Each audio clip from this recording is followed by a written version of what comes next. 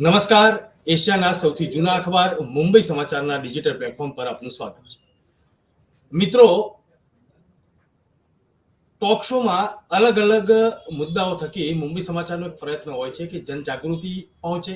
કેટલાક એવા મહત્વના મુદ્દા હોય છે કે જે દરેક જનતાને સ્પર્શતા હોય છે. પોલિટિકલ એંગલથી હોય, સામાજિક એંગલથી હોય કે અન્ય મુદ્દાઓ હોય. પરંતુ આજે ચર્ચા કરવાની છે કે ચિંતા થાય તેવી વાત છે, તમારા આરોગ્યની વાત છે, પ્રદૂષણની વાત છે. અને આ પ્રદૂષણ માટે ગુજરાતમાં કેટલાક લોકોએ કમર કસી છે. વાત જેતપુરથી શરૂ કરીશું અને ગુજરાતના અન્ય જિલ્લાઓમાં કેવી પરિસ્થિતિ છે અને દેશમાં શું પરિસ્થિતિ છે પ્રદૂષણ મામલે, ખાસ કરીને નદીઓના પ્રદૂષણ. મારી સાથે જોડાયેલા છે કરશન બાપુ. તેમનું સ્વાગત કરું છું. કોંગ્રેસના નેતા છે અને જાણીતા વિશ્લેષક મિલનભાઈ ખીરા પણ જોડાયેલા છે. તેમનું પણ હું સ્વાગત કરું છું.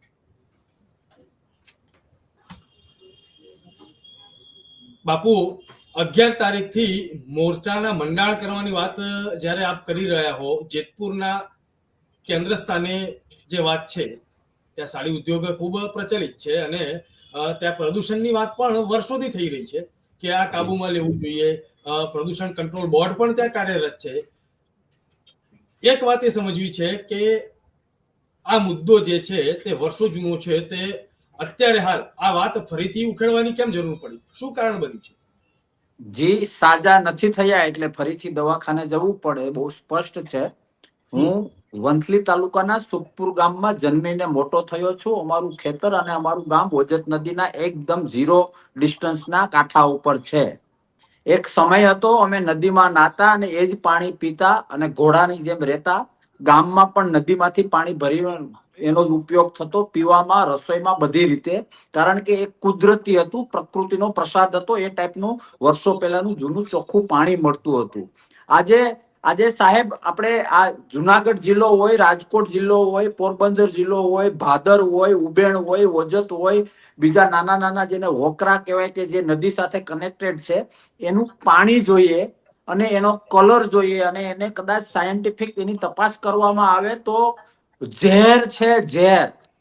સાહેબ, હું વિશેષમાં તમને એ કહું છું કે તમે, હું કે આ ભારતીય સંસ્કૃતિમાં માનનારો કોઈ પણ વ્યક્તિ, તમારું કે મારું માલઢોર, તમારું કે મારું બાળક, તમે કે હું, કદાચ કોઈ આપને 1 વીઘો જમીન આપે અને એમ કે તમારા બાળકને એક ઝાકીને મને નફરત કરીને લાફો મારવા દો, તો આપણે એ વીઘો સ્વીકારતા નથી. કારણ કે બાળકના મેન્ટલી પ્રોબ્લેમ થાય છે, બાળકનું અપમાન થાય છે. એ અપમાનના ભોગે આપણે કઈ સહન નથી કરતા.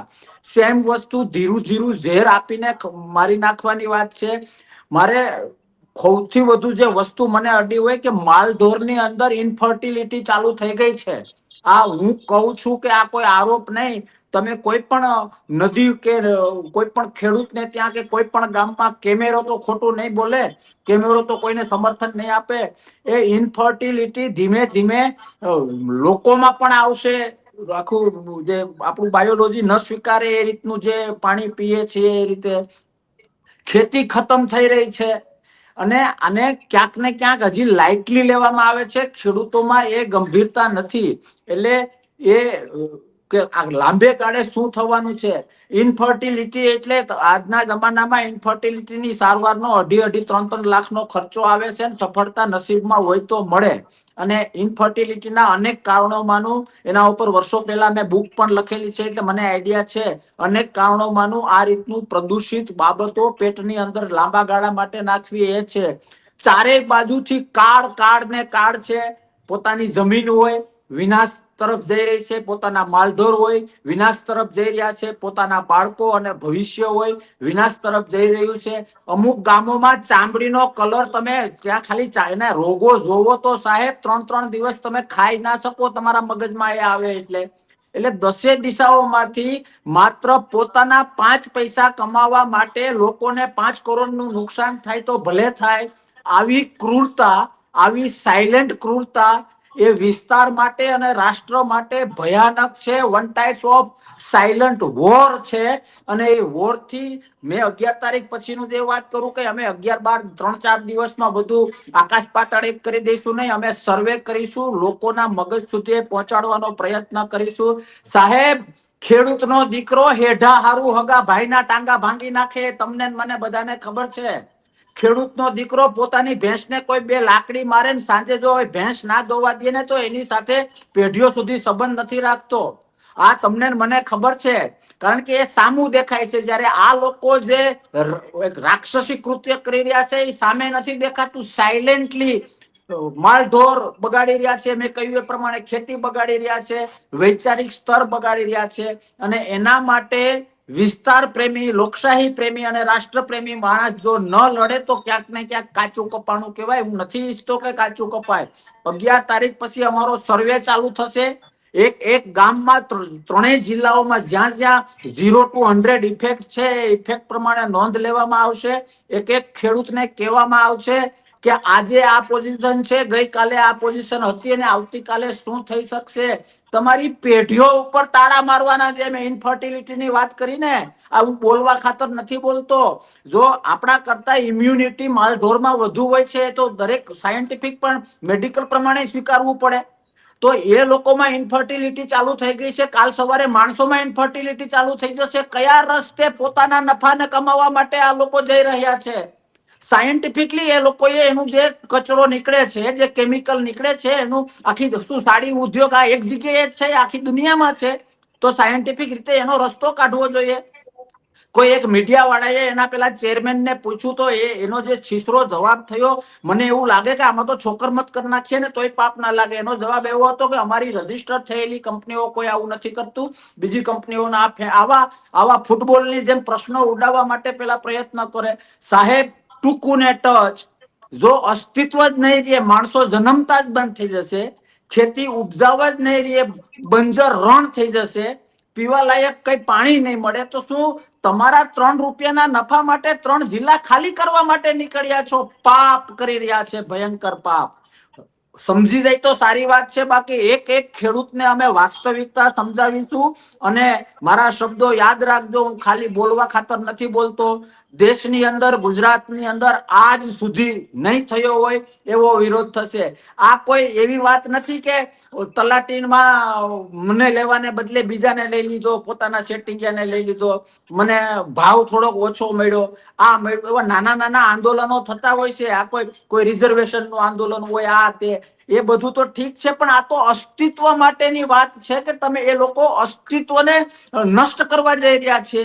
તો એ બાબત સહન ન થાય. ડંકાની ચોટ ઉપર અવાજ ઉઠાવવામાં આવશે.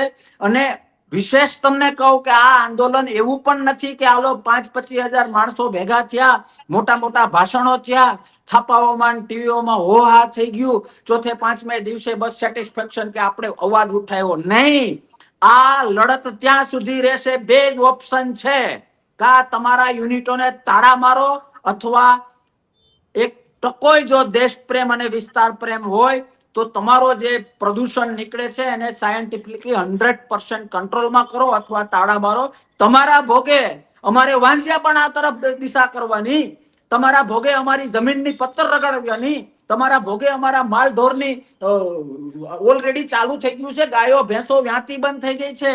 તમારા ભોગે અમારા દીકરા દીકરીઓની સ્કિન ને રાક્ષસી સ્કિન કરી નાખવાની. ને હજી તમારું એ આ લોકોનું શું કહેવાય, એના 5 પૈસાના નફા માટે હજી પાછા નથી વળતા અને છીસરા જવાબ આપે. સાહેબ, દુઃખ થાય છે, ખૂબ વેદના થાય છે.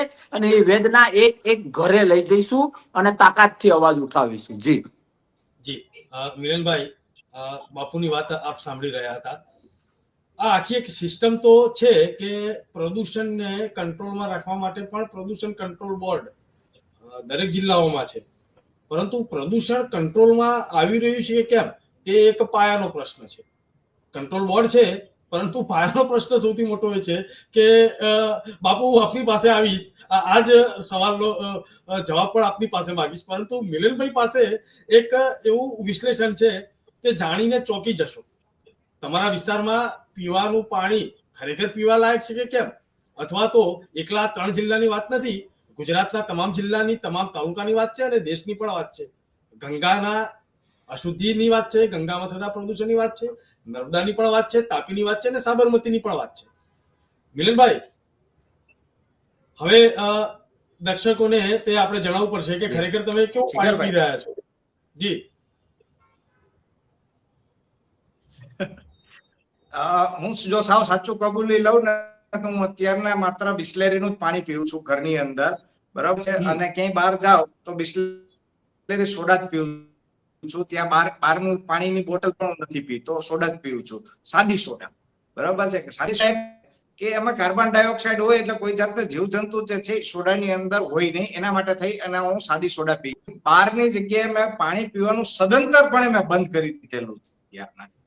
હવે આપણે પાણી પર જયારે ચર્ચા કરી રહ્યા છે ત્યારે હું તમને 2-3 વસ્તુ થોડીક ચોંકાવનારી વાત કરવા માંગુ છું.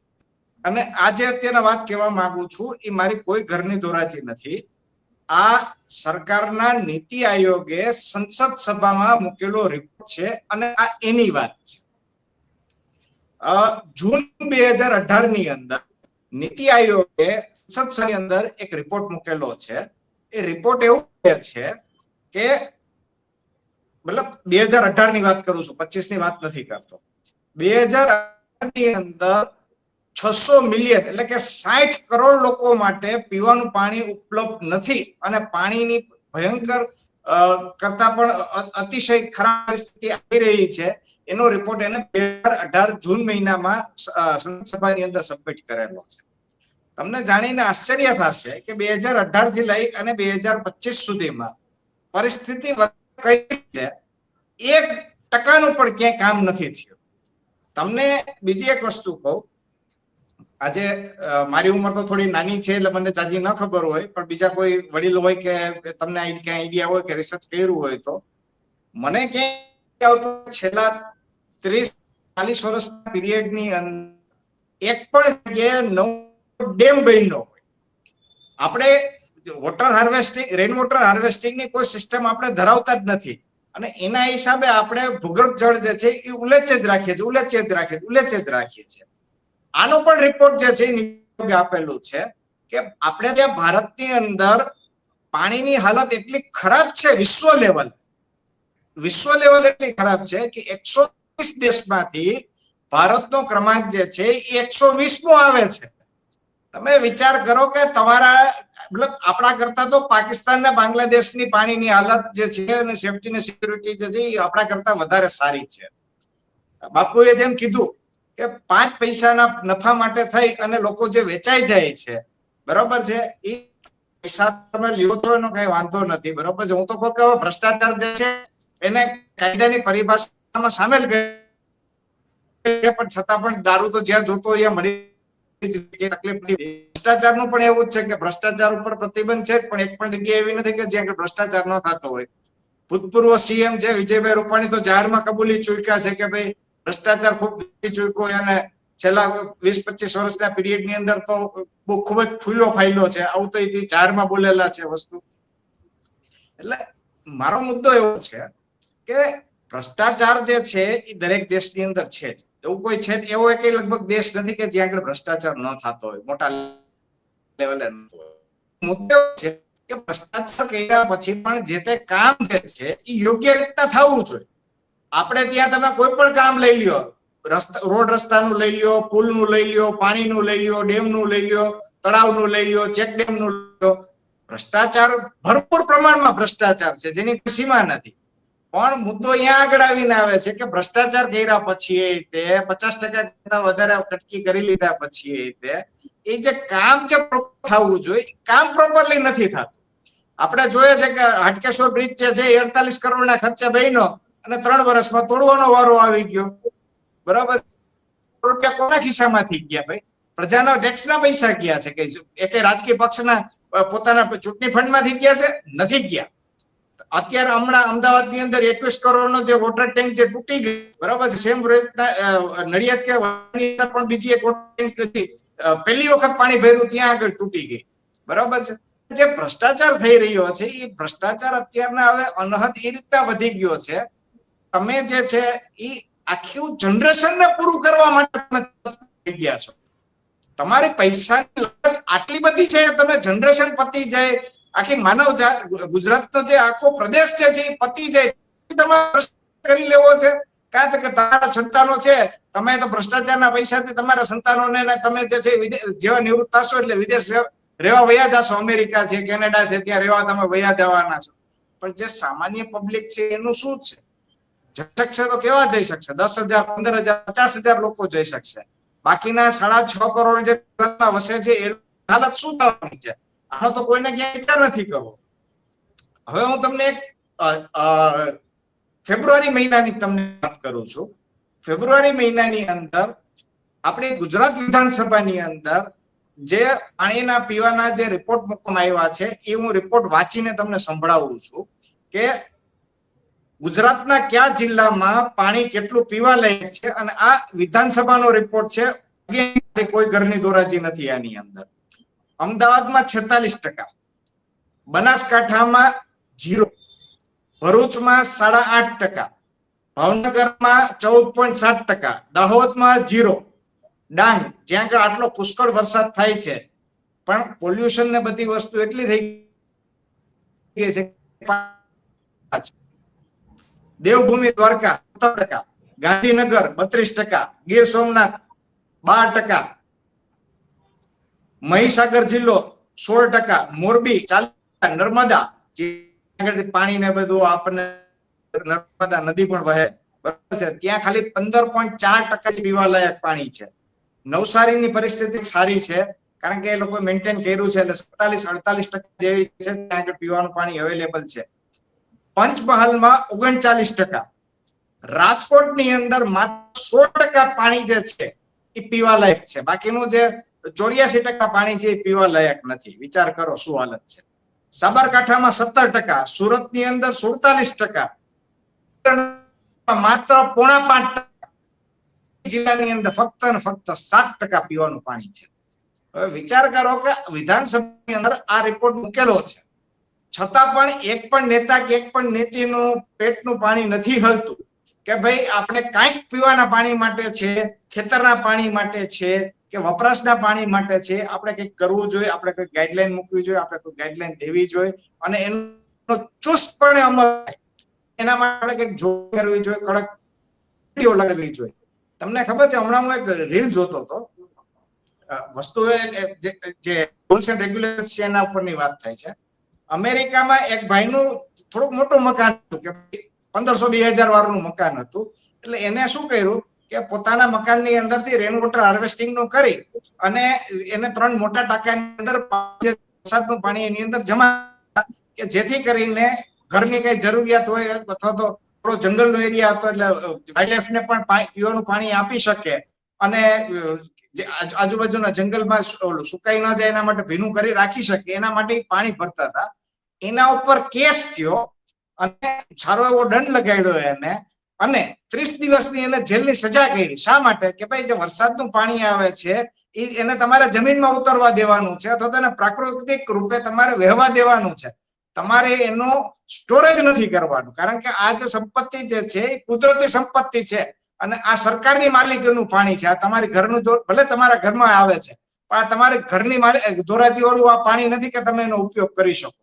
એ વહેતું પાણી છે, પાણીને વહેવા દો, જમીનમાં ઉતરશે અને તળને બધી વસ્તુ જે છે બરાબર. એના માટે થઈ અને 30 દિવસની મકાન માલિકને સજા કરી. બોલો, અમેરિકા જે છે એ માત્ર 3 જ સેક્ટર એવા છે કે જેની અંદર પોતાના ત્યાં પ્રોડક્શન કરે છે. એગ્રીકલ્ચર, એનિમલ હસબન્ડરી અને વેપન્સ. આ 3 જ વસ્તુ એવી છે કે જે પોતાના ત્યાં મેન્યુફેક્ચરિંગ કરે છે. બાકીની બધી પ્રોડક્ટ્સ વસ્તુઓ જે છે એ હંમેશા ઇમ્પોર્ટ કરે છે. શા માટે કરે છે?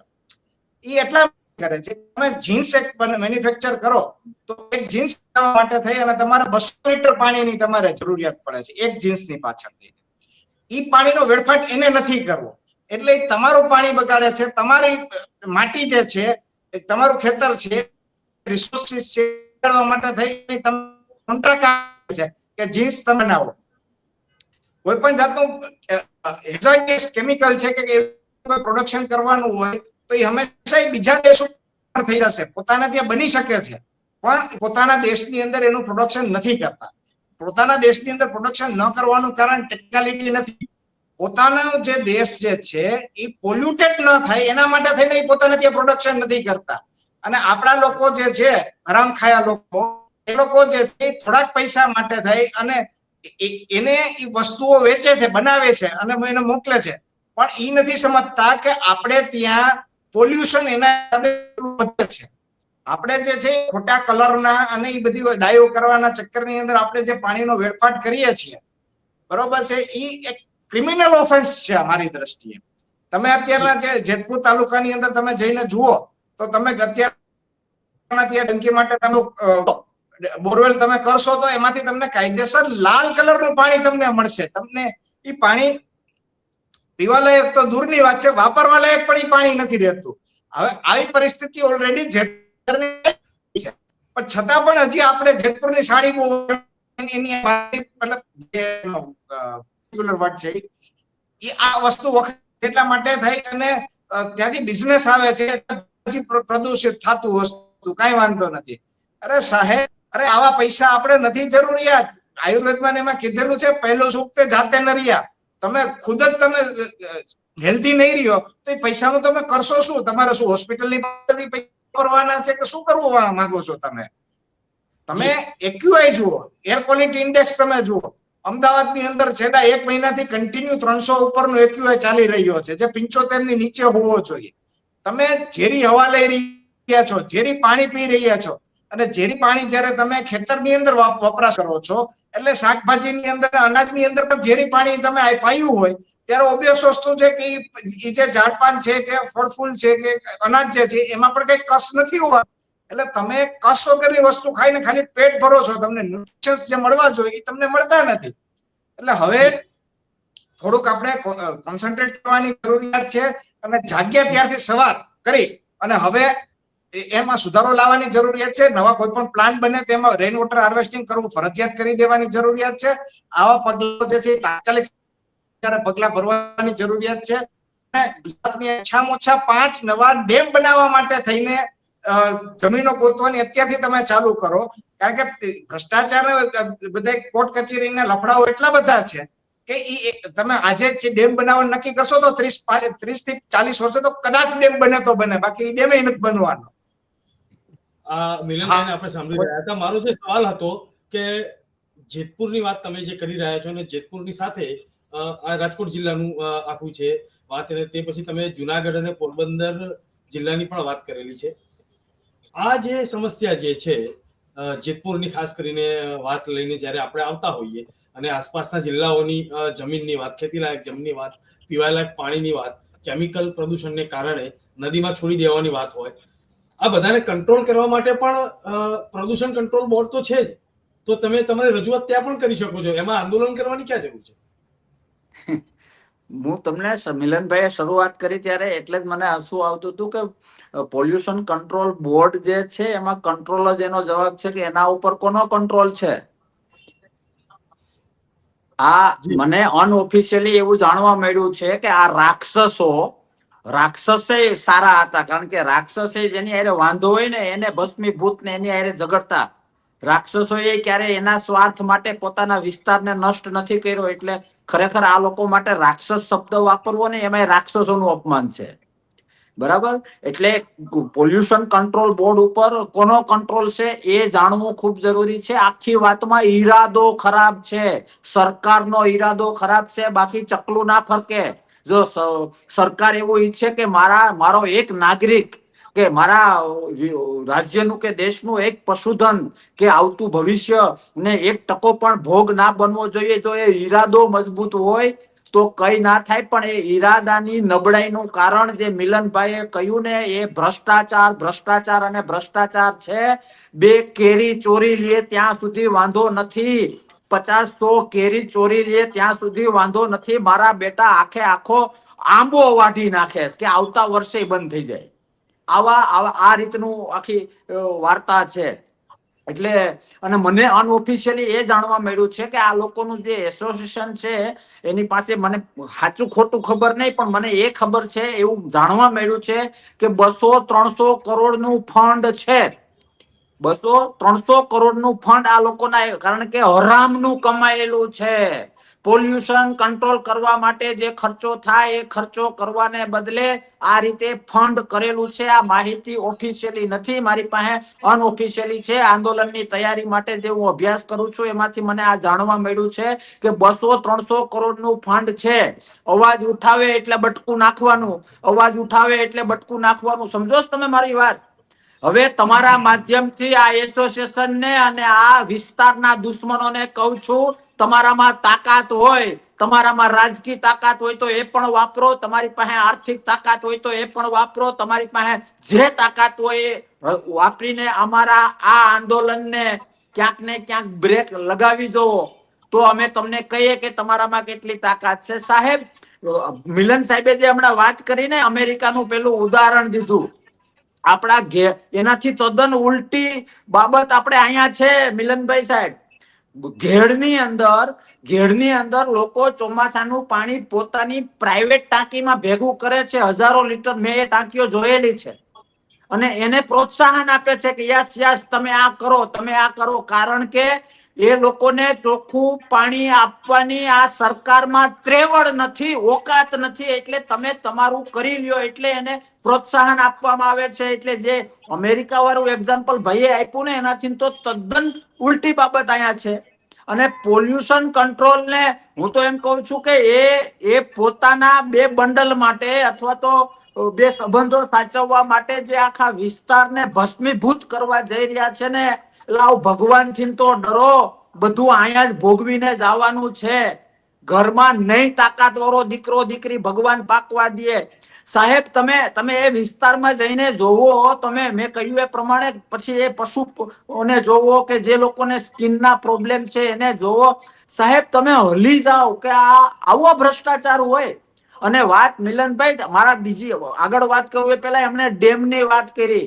હું તો ભગવાનને પ્રાર્થના કરું કે ડેમ ખૂબ જરૂરી છે, પણ આ લોકો ડેમ ના બનાવે તો સારું. કારણ કે આવો ભ્રષ્ટાચાર જો ડેમમાં થયો ને તો 6 મહિનામાં પાણી ભરાશે ને ડેમ તૂટી જશે તો આખો એરિયો ધોવાઈ જશે. આ લોકોમાં ભ્રષ્ટાચાર વગર કઈક તાકાત વાળું કરવાની ઓકાત જ નથી, ઈરાદો જ નથી.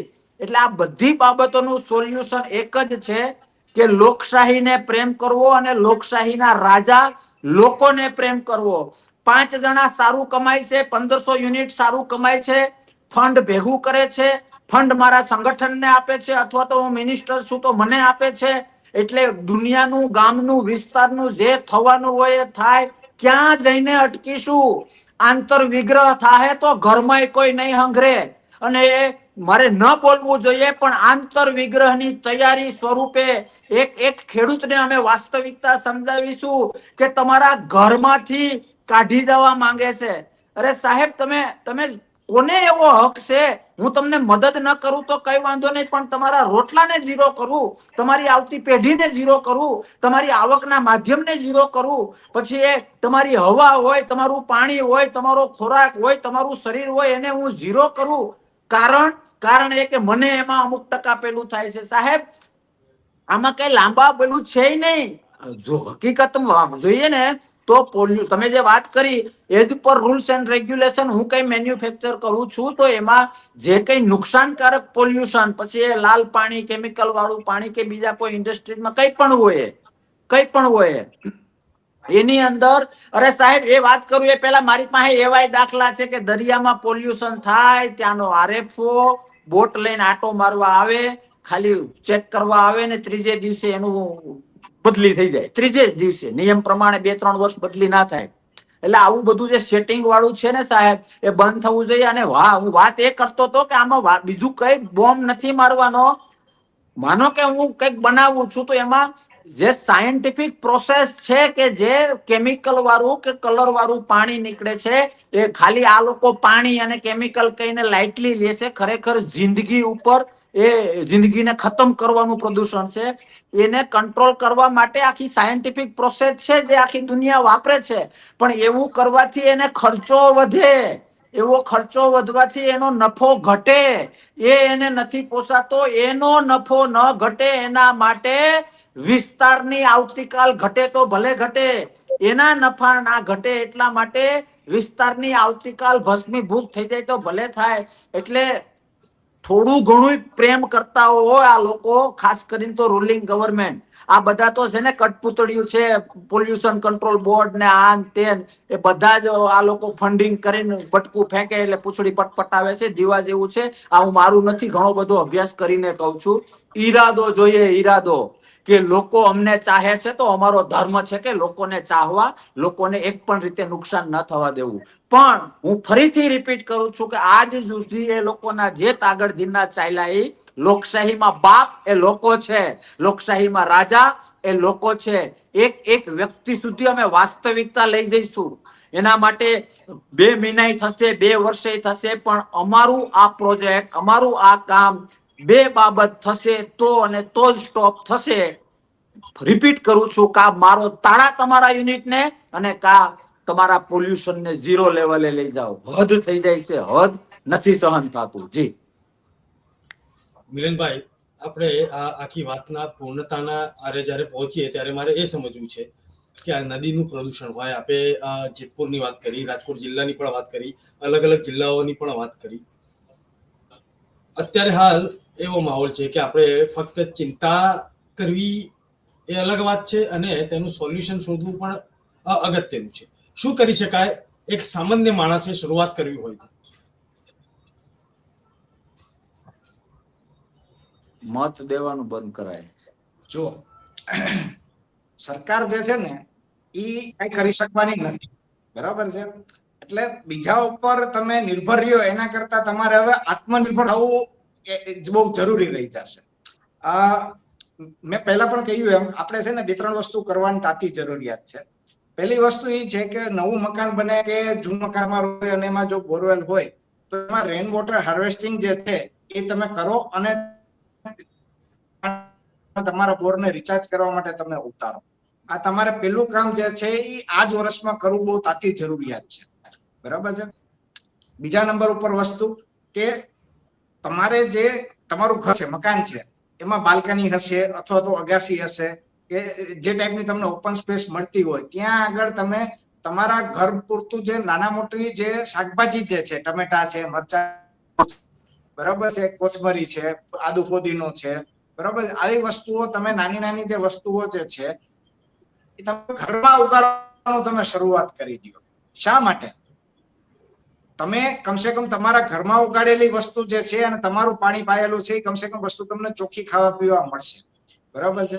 બીજા નંબર ઉપર વસ્તુ એવી કે આ વસ્તુ સરકારે કરવાની જરૂરિયાત છે. તમે અમૂલ અત્યારના દૂધના પાઉચ જે છે પ્લાસ્ટિક પેકિંગ ની અંદર છે, આને તાત્કાલિક અસરથી બંધ કરવાની જરૂરિયાત છે. અને જેટલી પણ પાણીની અને કોલ્ડ ડ્રિંક્સની જે કંપનીઓ છે એને તાત્કાલિક અસરથી પ્રતિબંધ મૂકી પ્લાસ્ટિકની બોટલો બંધ કરાવડાવવાની જરૂરિયાત છે ને એની જગ્યાએ કાચની બોટલ અથવા તો મેટલની બોટલ પાણી આપવું એ લોકો માટે ફરજિયાત કરવાની તાત્કાલિક અસરથી જરૂરિયાત છે. કાલે થતું હોય તો આજે કરો, આજે થતું હોય તો અત્યાર ના કરો, આટલી નેસેસિટી છે. તમે વિચાર કરો તમારા બ્લડ ની અંદર માઇક્રોપ્લાસ્ટિક આવી ગયું છે, એનાથી વધારે તમારે ક્યાં નીચલા સ્તર ઉપર તમે જવાની જરૂરિયાત છે?